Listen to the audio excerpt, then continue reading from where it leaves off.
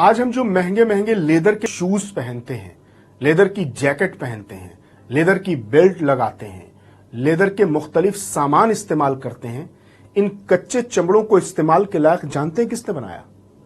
एक मुस्लिम साइंटिस्ट जाबिर बिन हय्यान ने। जाबिर बिन हय्यान तारीख के पहले केमिकल साइंटिस्ट हैं, रसायन शास्त्री हैं, कीमियागर हैं।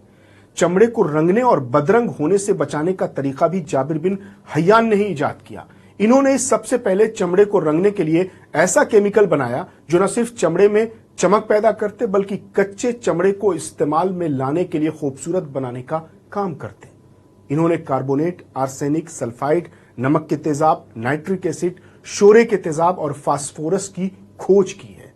733 ईस्वी में ईरान के शहर तूस में पैदा हुए जाबिर बिन हय्यान ने इराक के बगदाद और कूफा में जिंदगी गुजारी और यहीं रहकर दिन रात कड़ी मेहनत के बाद इन तजर्बात से दुनिया को आशना कराया, रूशनास कराया।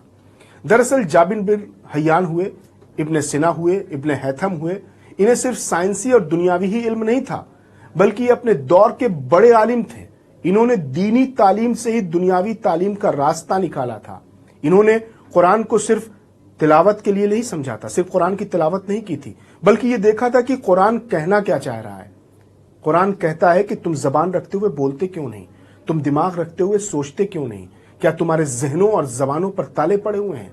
इन्हीं आयतों और सूरतों को परचम बनाकर ही कोई जाबिर बना तो कोई इब्न हैथम। जाबिर हजरत इमाम जाफर सादिक अलैहिस्सलाम के शागिर्द थे, उनसे ही रहनुमाई हासिल करते थे। जाबिर को केमिस्ट्री का फाउंडर माना जाता है। मगरिबी दुनिया में लोग इन्हें गेबर या जैबर के नाम से जानते हैं। जाबिर ने ही पहला एसिड बनाया जिससे सोने को भी पिघलाना मुमकिन हुआ। जाबिर बिन हय्यान ने ही वो केमिकल भी इजाद किया जिससे लोहे और तांबे को गलाकर चांदी और सोना बनाया जा सकता था। जाबिर ने ही मटेरियल को 3 हिस्सों में तकसीम किया। उन्होंने किसी भी मटेरियल यानी पदार्थ को प्लांट, एनिमल और मिनरल अलग अलग करके देखा। प्लांट यानी वनस्पति, एनिमल यानी पशु और मिनरल यानी खनिज।